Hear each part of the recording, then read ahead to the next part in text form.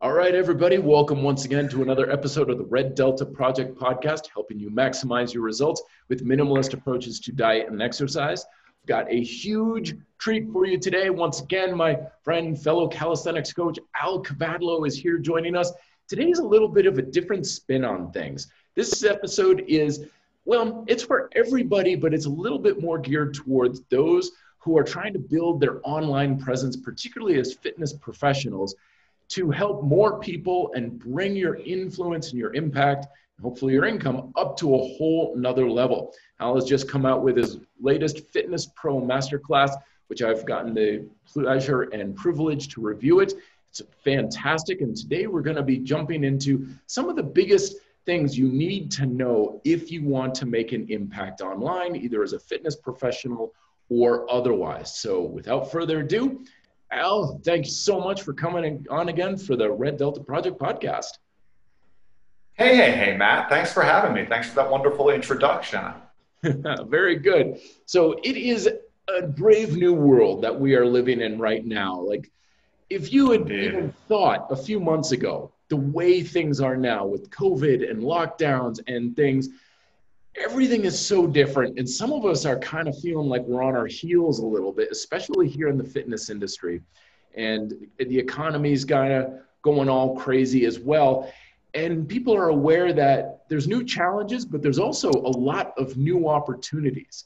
And one of those opportunities, especially for us, is that we can take our knowledge and make a huge impact online by producing content and reaching people.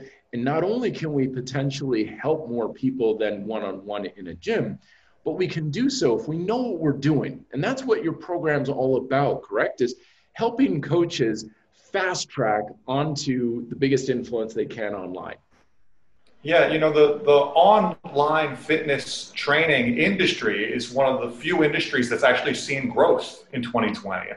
And it's, for a lot of us, the only option right now, because in-person training in New York City, where I am, gyms are still shut down. There's no opening date in sight. So I'd already had the good fortune that I'd been pivoting my business online for a long time. And I had a lot of in-person things going on too. But when all this happened, it was obvious that, all right, I'm just going to put everything in the online basket right now. And there's a lot of great things about it. I think there's a lot of clients, I know from my own clientele, people who maybe prior to everything that's changed in the world recently, maybe wouldn't have been interested in working with a trainer remotely. But because they either can't go to a gym anymore or they're just not comfortable going to a gym anymore, it's a much more viable thing that a lot more people are doing. And it's a great opportunity, like you said, for anyone who's in the fitness business.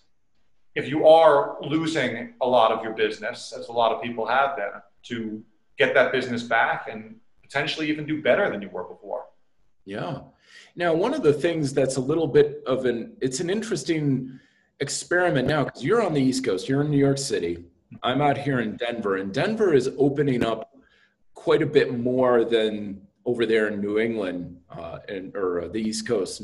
And one of the things I'm noticing is, even though we're opening up here, I'm chatting with some of my friends who are trainers at big box gyms and stuff. And I've talked to some of them, like, so now that things are opening up, you're just going to jump right back in, right? You must be itching to get back in the gym. And they're saying, oh no, man, you kidding me? Like, I've been doing like online stuff and I'm making more money. I'm helping more people. They're getting better results. Like, everything online is just working so much better for them. And they're like, I'm never going back to a gym. And some of them are 50-50, but it's really kind of opening our eyes to this idea that doing stuff online isn't just like a second best option, like plan B. To some people, it's like, oh, this is so much better than what I had before. And I want to get more into this space. Because there are a few obvious advantages from the trainer perspective. One, you don't have to travel. You can just do it from your home. So that makes every hour that you're working so much more efficient. And then on top of that, you have a facility. so many trainers work for a gym because they need a place to conduct their sessions. And now we don't have to worry about an employer either taking some of what the client is paying for the session or charging us some sort of facility fee to conduct our business there. And then on top of that, it opens up the playing field that you could train anyone in the world. They don't have to be in your city in order to work with you. So it really is a game changer, I think, for the whole industry. And I think, like you said, some trainers are not able to transition and they're freaking out. But those of us who are able to do this and take our business online are realizing can actually be a more efficient way to run things. Absolutely. It is really opening my eyes too. But one of the things that I'm noticing too is it seems like there's just this massive rush of programs and companies out there saying, train people online, make more money, train online and stuff. And so you've got a lot of these trainers who've never put out an ounce of content beyond an Instagram post saying, oh yeah, I'll train online, no problem, business is saved, not knowing that this is a really different nut to crack. Like training people remotely is very different, building rapport, building influence. There's a lot more to it than just a Zoom call like what we're doing now. And in many ways, it's way harder to do because you're not with in person. That's the flip side of the fact that now you can train anyone in the world is anyone can train with anyone in the world.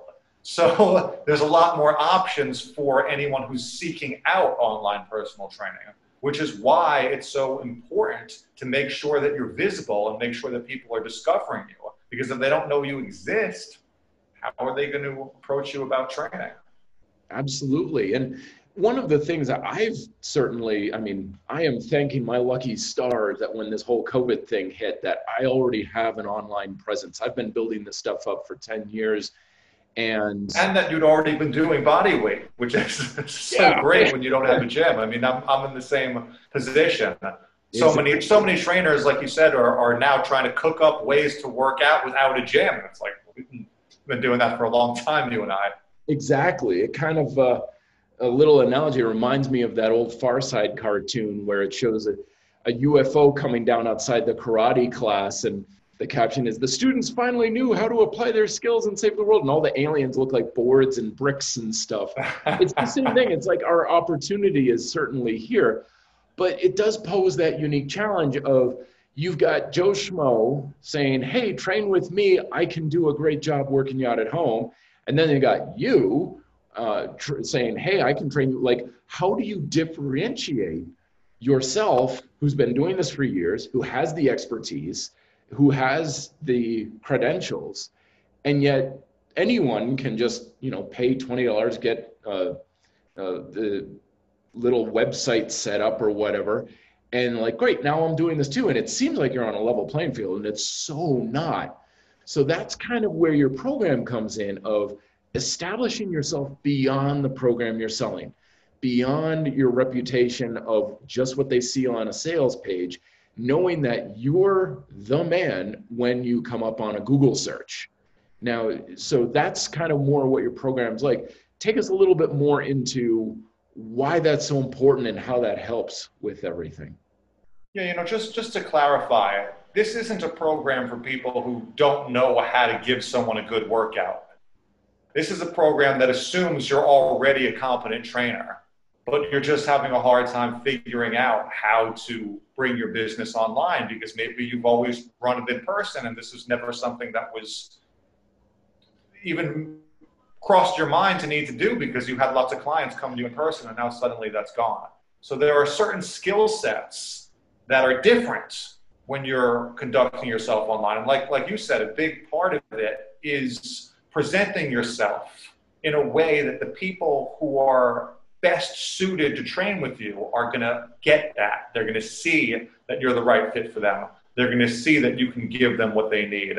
And they're going to see you as standing out and being unique in a way that resonates with them and makes them want to work with you. And that's something that you've done really well, Matt.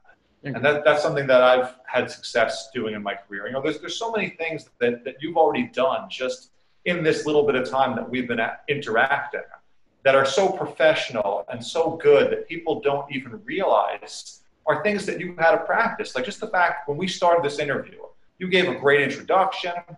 We're recording this live. You know, we didn't edit this. We didn't do multiple takes. You just came right out. You knew what you were going to say. You spoke clearly. You're smiling. You're welcoming. You make the audience feel good. That's something that if you're just a trainer who's used to working with somebody one-on-one, might be an aspect of this that you didn't even consider. And that's what so much of the program is it's trying to make trainers aware of all the little things that they can do to make themselves, well, stand out. Yeah. And it makes such a difference, even a little bit too. Like you put a couple articles out there, you put in a few tidbits out on a YouTube video and stuff, and suddenly the people who aren't doing that are miles behind you. Because if someone comes across your program or an ebook you're selling or something, chances are they're just going to Google you. Like, okay, who is this person? Why should I trust them? And if their front page of Google is videos you've made and articles you've written and stuff, like, wow, this person's got the chops, they've got credentials. It's like your online resume, basically. Absolutely. But if all you've got is that program and that's all they're finding, and maybe the second one is like why your program is a scam from some guy who had a bad review or something, right? You don't have a chance. You can have the best sales copy in the world. You're dead in the water. So this is about building up your online credibility, your reputation through content creation. And it's similar to working in a gym. You know, if you're a new trainer in a gym, you need to spend some time in there getting to know the members and building up people's trust. And the same thing is going to make you successful online. And just like working in a gym also, standards are sometimes kind of low. I know a lot of trainers who've been successful working at gyms and they're late for sessions and their programming is questionable, and sometimes they're not even really looking at the client during the hour. And I feel like there's not that much that you really need to do to be exceptional in this business. And in spite of that, a lot of people aren't doing these little things. And they're little things that maybe you're not even aware of, or maybe you aren't aware that you're not doing them properly until someone points it out to you, which is often the same thing that people need trainers for, right? They think their form on an exercise is good until a trainer comes along and says, actually, when you do that, try this. And then they do the move and it's like, oh, now I get this exercise. And that's what I'm trying to do for trainers for their business. And it makes a big difference, as I say, big doors swing on small hinges, because that stuff really does matter a whole lot. When I was getting into the industry and I started just doing little things, people were like, you're such a good trainer. And I'd be like, okay, so why? What do you like? Well, you showed up on time and you paid attention to me. And like, yeah, like, isn't that par for the course? And like, no, I've had so many trainers are on their phone or they don't listen to what I say. I'll say, I hate doing push-ups. And then I say, okay, let's go do push-ups and stuff. And they don't listen to me. So small things make such a difference. So when it comes to building your online reputation, I know for me, one of the biggest mistakes that I made was I was writing too much for myself. Like I would have this need to vent and need to spew my thoughts onto a camera, a flip camera, like this is back in the day, right? I remember the flip cameras, yeah. Yeah. Pre-iPhone. Oh yeah, way pre-iPhone. And I'd spew this out and afterwards I'm like, oh, it felt so good to get out there and stuff. But nobody wanted that. Nobody, because I didn't recognize I had to make content for other people. That was a huge mistake I made, even though I thought it was very good. So what are some of the mistakes that you feel people make when they're trying to establish themselves online and reaching and making an impact with people? I think the one you just mentioned is huge and worth reiterating, right? The people who are seeking out help with this stuff are not necessarily going to want or even be able to do a lot of the things that an advanced person who's been a trainer for many years is doing. And I think that was something when I got started too, that I didn't realize, is that beginner-friendly content is going to get you potentially more of an audience than talking about really advanced esoteric things. Although there's certainly a time and a place for that. And there are people who want to get into that. And the people who want to get into that, hey, I can get into that too. But I think you're right in that you have to remember that your audience isn't necessarily you. And something that I advise people to do in this program and in general is if they're having a hard time thinking about what to write, to think of a question that a client asked them or that a friend asked them that they had a good answer for, and that could be a jumping off point. And also, as far as mistakes that people make, I think people often make the mistake of thinking that they have to do something completely different from what everybody else is doing in order to stand out. And you don't necessarily need to reinvent the wheel. You just need to have a unique answer to a question that maybe other people have given a different answer to, or a unique take, or a unique way of explaining it, or just a unique personality that makes people drawn to you and makes them want to listen to what you have to say. I like that a lot. That's a really good point, because some of my best articles and videos I've ever come out with were questions that I'm like, God, this has been answered a million times out there. Does someone really want another article about a squat? They do.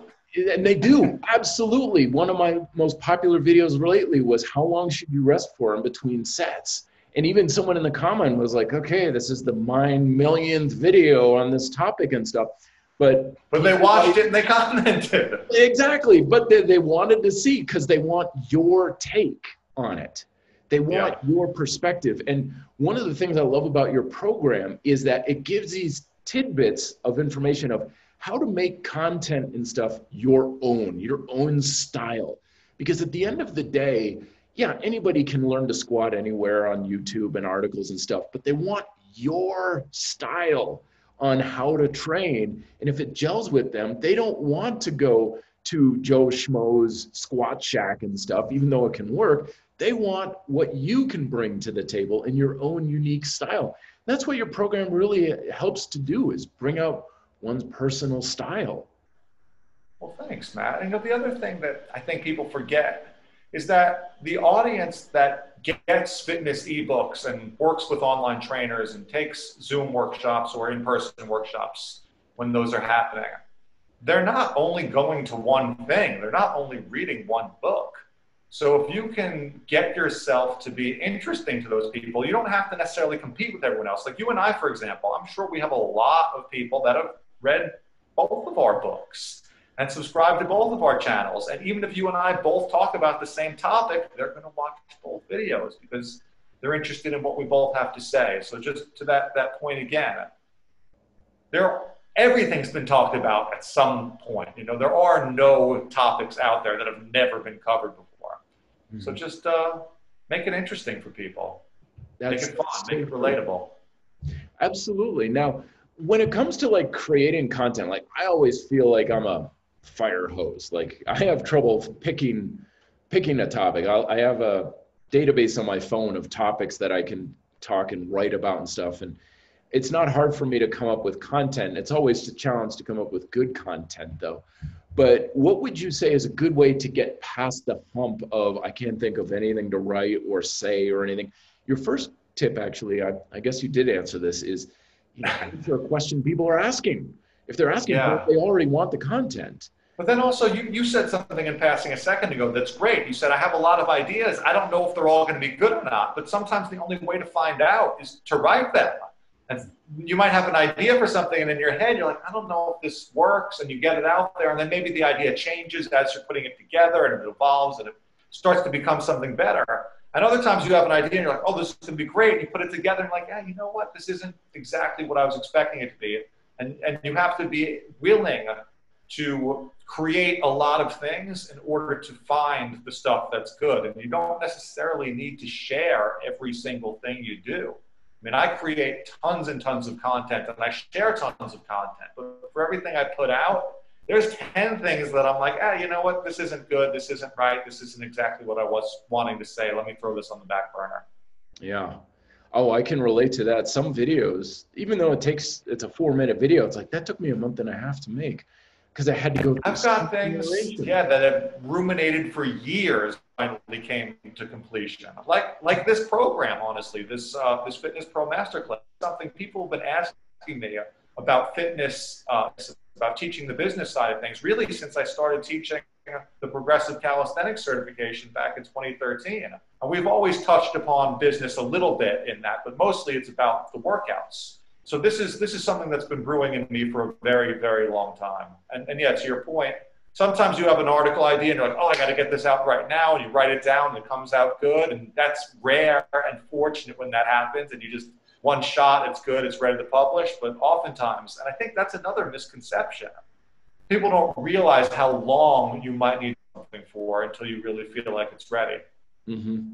But boy, that's the great thing about online content though, is once you get it down and stuff, I mean, I've got YouTube videos I made 5 years ago that are still getting attention, and people are finding my books and finding me online and stuff, and like, oh wow, and they'll even say like, you had more hair back then, kind of thing. It's like, that was 7 years ago, man. You do realize that was an old video. But that's the thing is, this stuff, especially if it's not topical, but general, like how to build muscle with push-ups and stuff, that's just going to keep cycling through. You work once, but it's an asset. The content you put out there is an asset for your business, for lead generation, for the ability to sell programs and stuff. So it might seem like a lot of work, especially if you're starting out, but ultimately creates a lot of leverage for you. And that's really where it shines. And it's leverage for your clients as well, too. Helps them get great. Same thing to someone who's new to working out, how the idea of training 3 or 4 or 5 days a week for months and months before they're going to really see a substantial change in their body seems overwhelming and not worth the effort. But all of us who've done that and come out on the other side are so glad that we have, and we keep doing it, and we want to stay fit. And it's the same thing, that those initial steps when you're going from being a complete novice at something, a beginner, being brand new, and having to get those first few months out of the way and build up a little bit of experience. Mm-hmm. That's when it's most daunting, and that's when people most need assistance. And not to say that it's not helpful to have a coach, throughout the process and check in with people. And I mean, you and I have both been doing this for a long time, and we're not above getting feedback or mentorship from somebody else. But it's really, really important in the beginning, when you're new to this sort of thing, to have someone with more experience who can help elaborate on it for you. And one of the takeaways that I got from your program was that doing this whole thing online and building up your influence, there's so many parallels between that and getting success from your workouts. And one of which was the basics win, basic habits, stick to it, consistency. Like, you're not going to be able to haphazardly just throw stuff into the internet and become this overnight sensation any more than you're going to be able to find one weird trick and suddenly you're building muscle like crazy. It's consistency. It's the small things that most people completely ignore and don't think are worth doing, and just building up over time. But once you build it up, you are flying pretty high. And just like the fitness industry, there's so many people who are purposely trying to give you false expectations and just completely lie to you about, oh yeah, I know a hack where you can make 7 figures online working 5 minutes a day and not do anything, and just buy my program and wave a magic wand.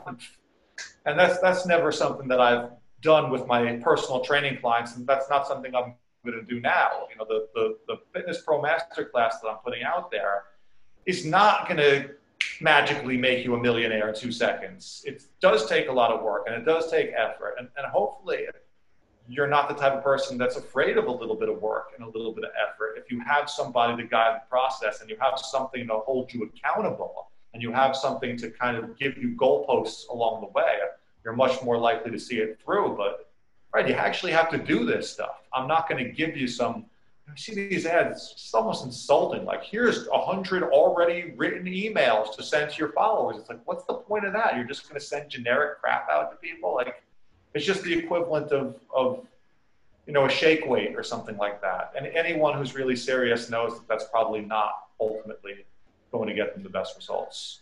People can smell an email template a mile away. Like, I've gotten some, in our line of work, we get template emails from stuff asking for collaborations and join my affiliate program and stuff. And Yeah. it's an And it says, immediate hi, blank. And they didn't even bother to put your name in the blank. It's actually like a exactly. bracket with a blank line. It's like, how did you not? Exactly. And you don't even get past the first sentence. You're like, delete. Like it's Yeah. immediate deletion. You almost run from it.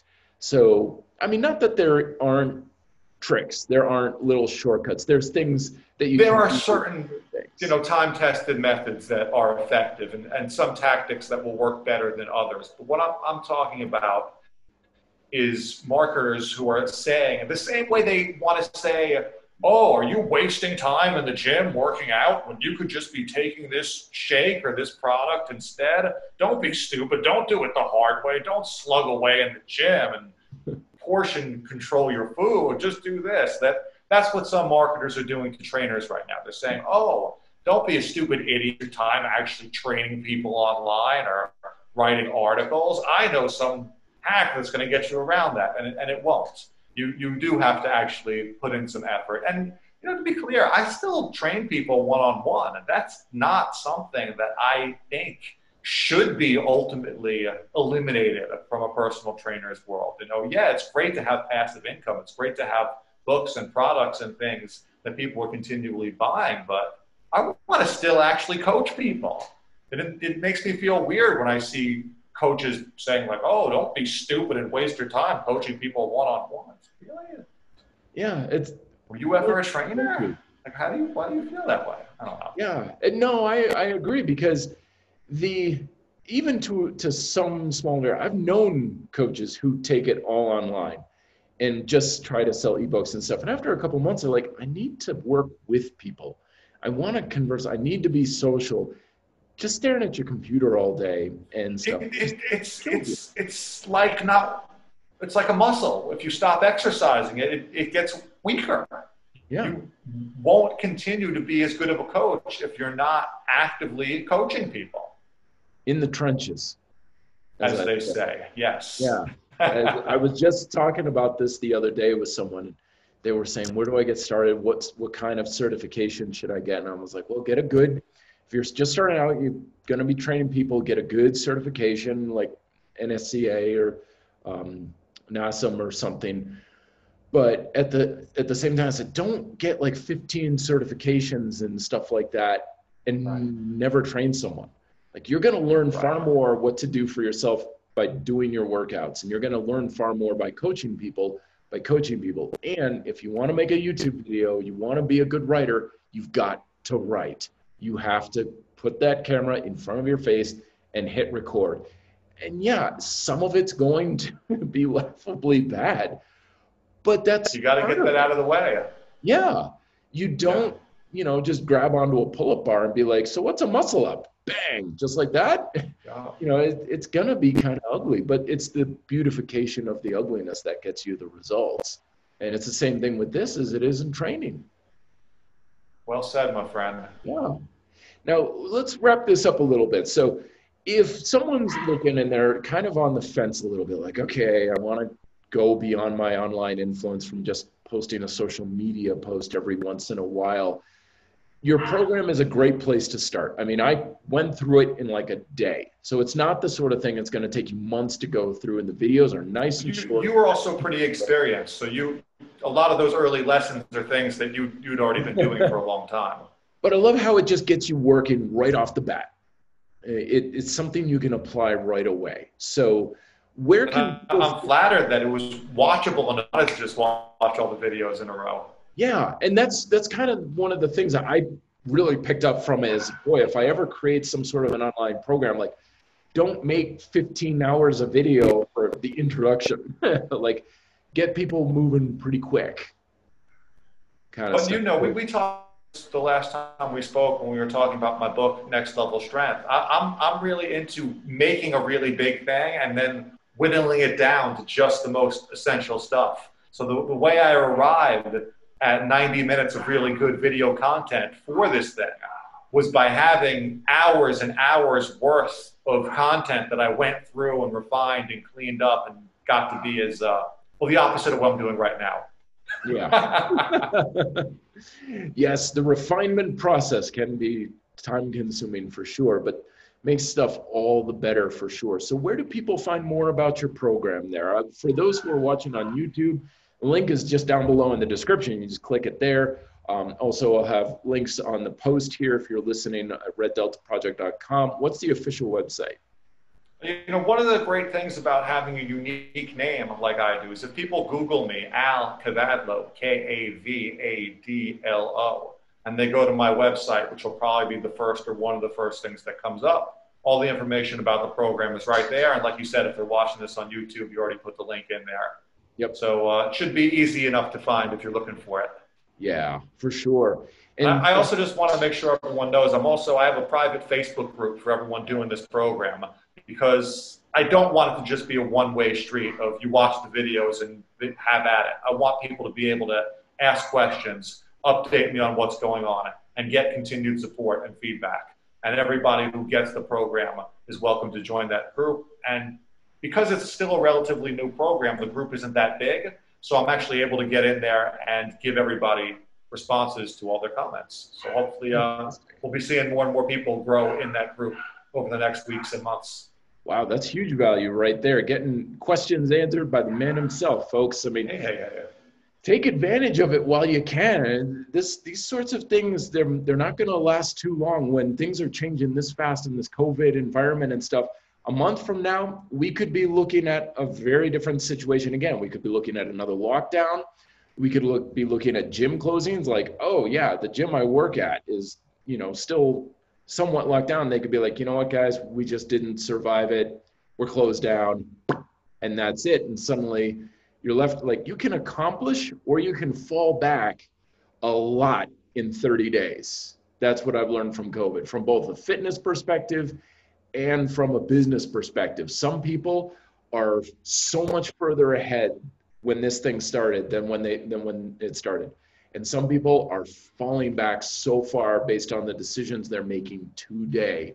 And to those listening, I just want to make sure that you're not going to regret something 30 days from now going, God, I wish I had started earlier, because that's not a good feeling.